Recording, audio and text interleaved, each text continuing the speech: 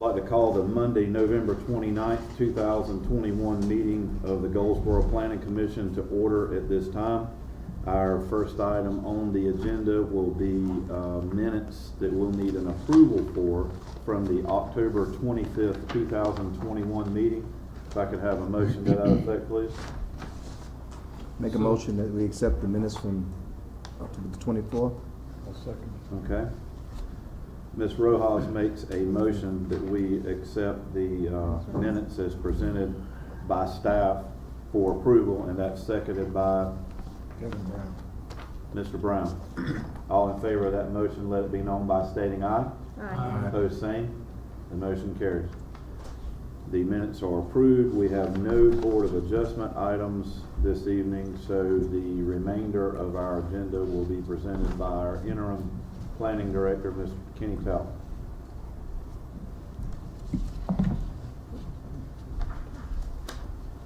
Excuse me. Good evening, folks. I trust everybody had a good Thanksgiving, nice holiday.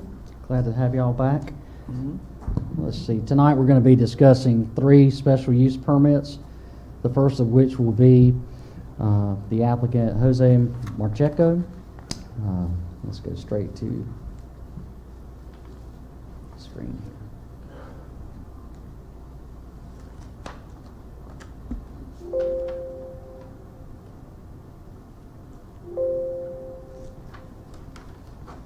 Okay. Hang on one second. We're having a little bit of technical. Here we go. All right.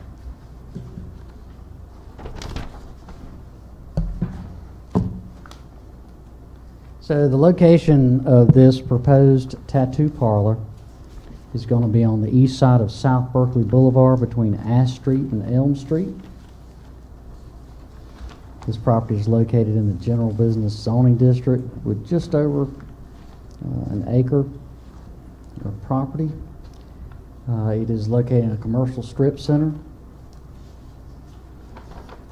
which contains 9 individual tenant spaces. The unit that will be occupied by the applicant contains 1,500 square feet and is addressed as 112I South Berkeley Boulevard. The applicant operates an existing tattoo parlor at 112Q South Berkeley Boulevard.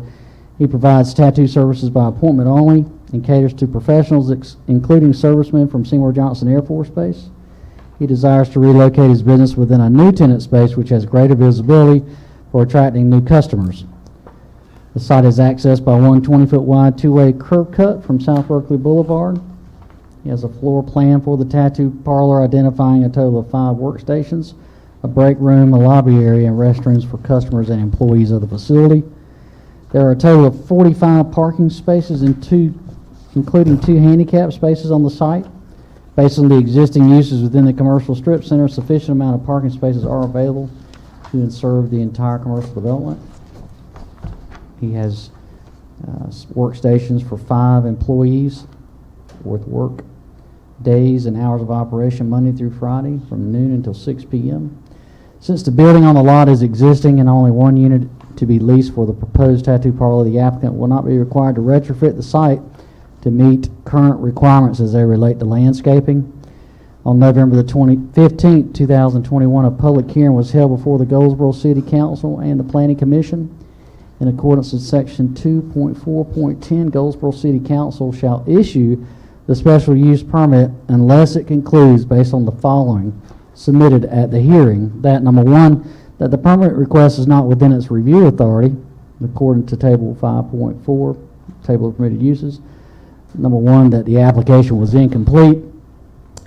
Number 3, that the development will not comply with one or more requirements of the Unified Development Code. Number 4, that the development will materially endanger the public health or welfare. Number 5, the development will substantially injure the beneficial use of adjoining or abutting property. Number 6, the development will not be in harmony with existing development and uses within the area in which it is located. Or number 7, the development will not be in general conformity with the comprehensive plan, thoroughfare plan, or other official plan adopted by City Council. At the public hearing, no one spoke in favor, for, or against the request. Let's see, as you see here, That tenant space is right there on the corner. And does Planning Commission have any questions regarding this request? Again, these items 1 through 7, in making a determination, the council will have to determine that any information that was submitted at the hearing, which is contrary to any one of these items, can be used to deny the request. As we said later in the agenda memo, no one was there to speak in favor for or against the request. So now it's up to the Planning Commission to make a recommendation for or against the proposal. Are there any questions? Like I said, so they did an application but did not complete the application. No, everything's been complete. As far as we know, it meets the intent of our code. Okay. We're not aware of anything that's contrary, but we decided going forward with all special use permits, this is the standard that we're going to try and follow. Okay. And if there's anything in the future, in any case involving a special use permit, if there's any inconsistency or anything that's contrary, we'll bring that up to you and let you know. But those things have to be brought up at the public hearing if they're going to be admissible at that in front of the council. But at this time, we're not aware of anything that's contrary to these items here. Okay, there's no further questions of staff or comments or discussion. We'll take a motion on this item. I'll make a motion to approve Okay, on the request. we have a second. A second. Okay, Mr. Reed makes a motion that we accept for approval as presented by staff, item SU-10-21. That's seconded by Ms. Rojas. All in favor of that motion, let it be known by stating aye. Aye. Opposed, same. The motion carries and the item is approved. Alrighty, moving on to the next special use permit request.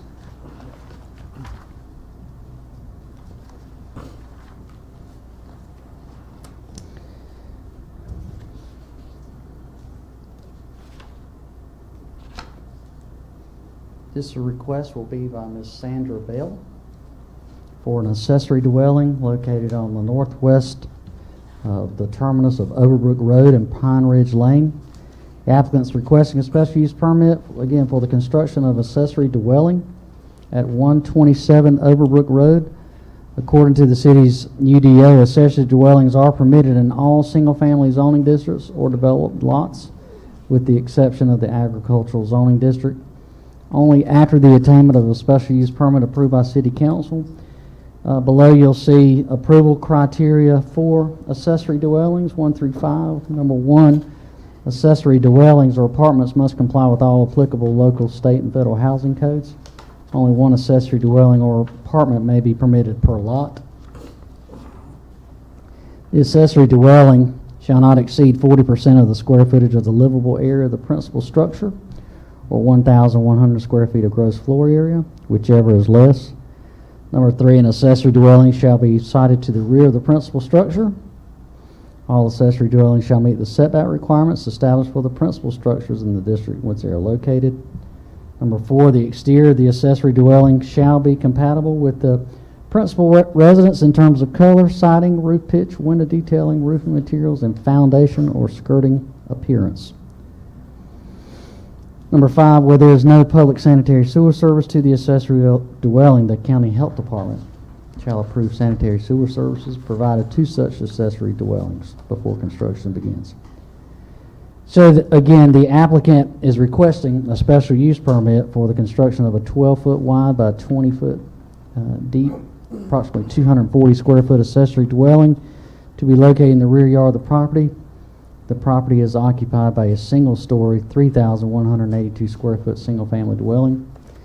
The applicant is proposing to initiate a complete remodel of her principal dwelling and desires to reside in a tiny home until the renovation is complete. Afterwards, only members of her immediate family will be allowed to utilize the accessory dwelling. It is located in an R16 residential zoning district and almost an acre of property involved. Staff has informed the applicant of the fact that the proposed accessory dwelling must be constructed to the minimum requirements of the North Carolina Building Code. as well as the supplemental regulations of the UDO. If the applicant's request for the special use permit is approved, building elevations, site plan, floor plan, and construction specifications shall be submitted and approved by city staff before building permits can be issued. On November the 15th, a public hearing was held before Goldsboro City Council and the Planning Commission. Again, in accordance with Section 2410, Goldsboro City Council shall issue the special use permit unless it concludes, based on the information submitted at the hearing, that, again, we read through that in the previous case, 1 through 7. Any of those items there, they felt like were contradictory. The proposed use would be contradictory to those items. Certainly, that would need to be brought up at the hearing. At the public hearing, no one spoke in favor or against the request. Once again, staff does not see anything at this time that would show that at the hearing that night there was anything contrary to the proposal, to our UDO. Outside of that, again, no one spoke in favor or against the request. Are there any questions regarding this case? Is that actually legal to do? I mean, I know to have a dwelling on the same lot like that, is that? It I is. know I read the rules and all that. That's right. That's right. And I know what she's using it for, why she's remodeling hers, but then she actually, somebody could live in there, some of her family, couldn't they, afterwards, according to this?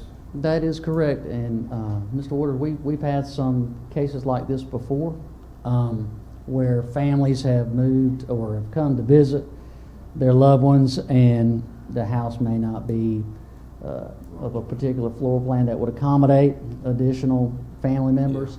Yeah, and extras. so as long as they meet those requirements, it's considered to be something subject for approval.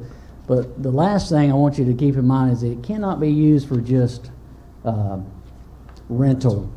Say if a college student or somebody else wanted to rent the property for living, or cannot be used for things like that. It's either going to be a guest house or a friend of the family, or So they're pretty strict on that rule. be strict on the rule. Again, you can place any conditions you want. We've never had any issues regarding these type of situations. Of course, if something like that were to occur, all they would have to do is come before our board or come before our department, and any complaints filed, we would take action against it. So, any other questions? Okay. If no other questions of staff or comments, we'll take a motion on this item. I make a motion that we approve SU 1121. Okay, we have a I second. second it. Okay. Mr. Slater makes a motion that we accept as presented by staff for approval item SU-11-21. That's motion is seconded by Mr. Waters. All in favor of that motion, let it be known by stating aye. Aye. Opposed, same. The motion carries and the item is approved.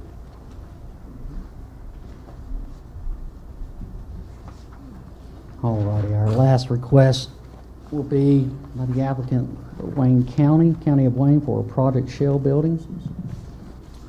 The proposed use is for a chemical manufacturing facility to be located at the corner of Challen Court and Gateway Drive and within Park East of the City of Goldsboro Industrial Business Park.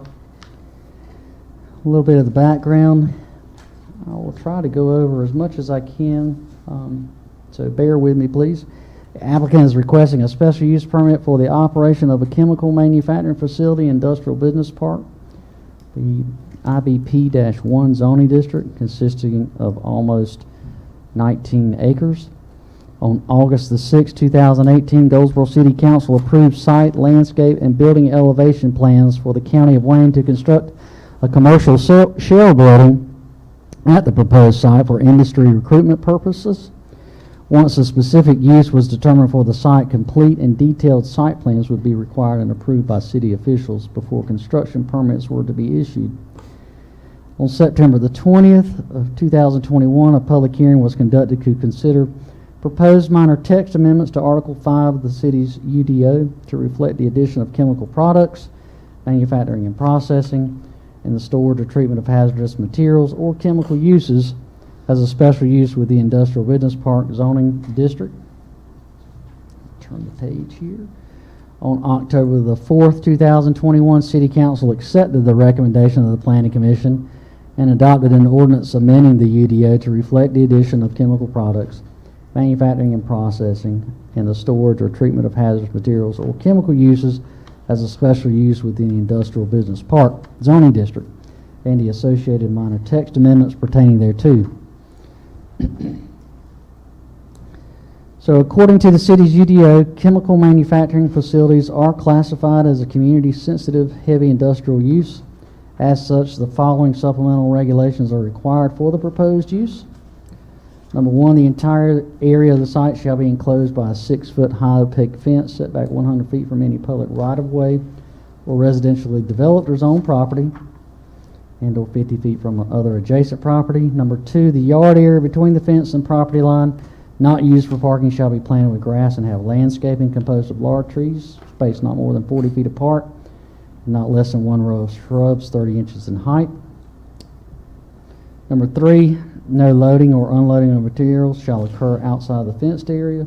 Number four, a statement shall be submitted with the plans indicating whether any manufacturing or processing operations will create smoke, offensive odor, dust, noise, fumes, or vibrations beyond the lot lines of the proposed use.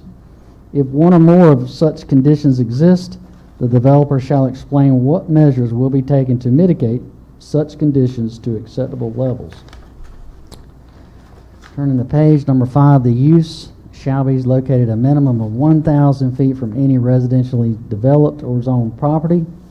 1,000-foot separation shall be measured in a straight line from property line to property line with no consideration as to intervening structures, roads, or landforms. So the applicant has submitted site, landscape, stormwater, grading, and drainage plans for the proposed use, as well as a floor plan for the existing 50,000 square foot commercial shell building. The building will consist of offices, a conference room, a lobby, break room, locker room, and restrooms for employees of the facility. Approximately 47,000 square feet of space will be reserved for chemical manufacturing processes. Additional acreage is available for future expansion purposes.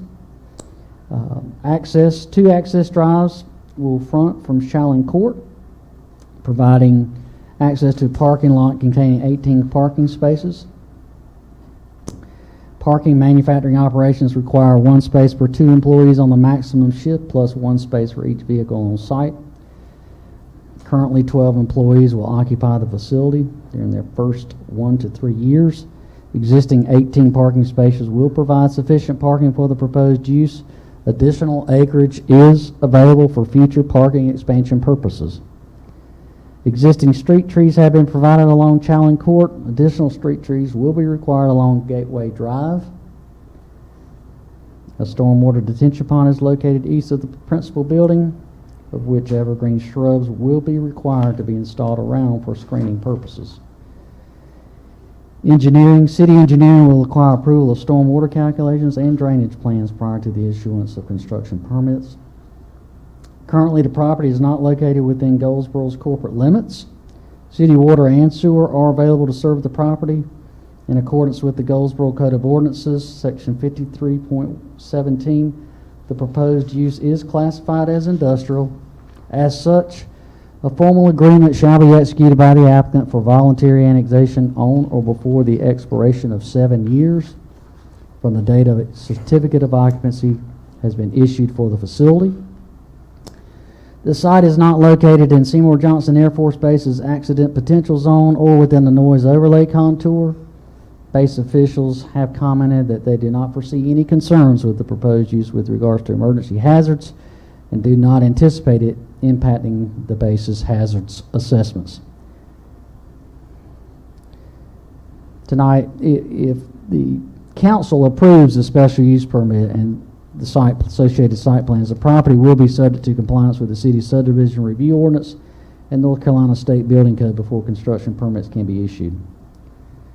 On November the 15th, 2021, a public hearing was held before Goldsboro City Council and members of the Planning Commission in accordance with 2.4.10. Goldsboro City Council shall issue the special use permit unless it concludes, based on the information submitted at the hearing, that, once again, you see those requirements that are part of the approval criteria for special use permits.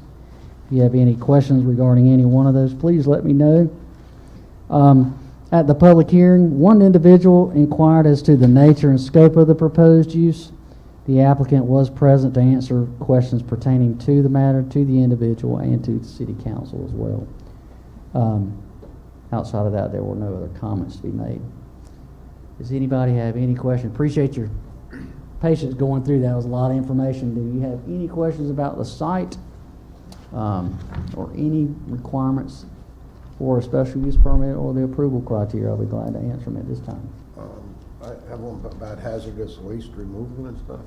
I heard you mention that. Yes, actually, that was a part of the amendment to our ordinance, but I actually applied to another proposed use within the city going forward, but we decided to put that in there anyway. This was something that has not been brought to the city's attention just yet, but it did involve hazardous materials.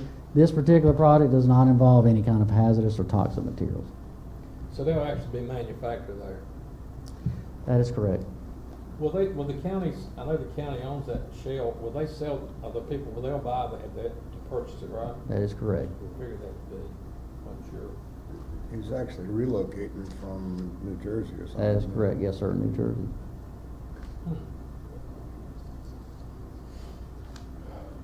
Okay, if there's no other questions of staff or discussion, we'll take a motion on this item. Make a motion to approve it. Okay. We have a second? I do. Okay. Mr. Brown makes a motion to accept for approval as presented by staff, item SU-12-21. That's seconded by Mr. Waters. All in favor of that motion, let it be known by stating aye. Aye. Opposed, same. The motion carries. The item is approved.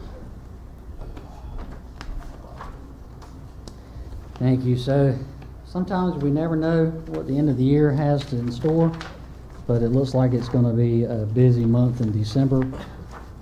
Let's see. In your packets, you will see we have a Board of Adjustment request, a variance off of Woodrow Street and Wilson Street for some setback requirements and subdivision of private property for residential uses. We also have a rezoning request on the north side of Humphrey Street between 4th and Acon Street. Again, another subdivision of property. This one in particular is for, she has specified for a duplex apartment. And let's see, the second zoning request has to do with an amendment to an existing general business conditional zoning district located just outside the base's gates on South Berkeley Boulevard. We have a special use permit request. Mr. Christopher and Ms. Elandia Grant are coming back to the board for a special use permit reconsideration of a hookah operation at 120 East Mulberry Street without ABC permits. Let's see, the second special use permit is Ms. Heather Giddens. She's looking at reopening a bingo hall that was located in the Noose River Shopping Center along Highway 70 West. Since that property was shut down for more than 6 months, she needed to come back and have it approved by City Council if she was going to consider operating it once again.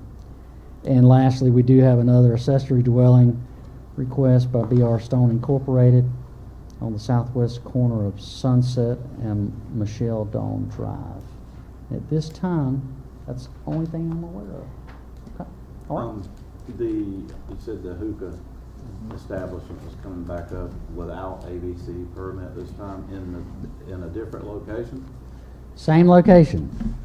As long as there are no food and alcohol sales, what we have been informed through the North Carolina Division of Health and Human Services, they've said that they have no jurisdiction on any hookah operations if there are no alcohol sales or food sales involved with that So operation. then they can get around the freestanding building obstacle as well then? They can. That can always be changed by ordinance if it was ever to become a problem. But we tend to think that that's probably why for cigar operations, that standalone buildings may be actually freestanding, completely separated from any other building by a certain specified distance, just to keep smoke from migrating into another building. Right. Yeah. Yeah. Okay, there's no further business, we're adjourned.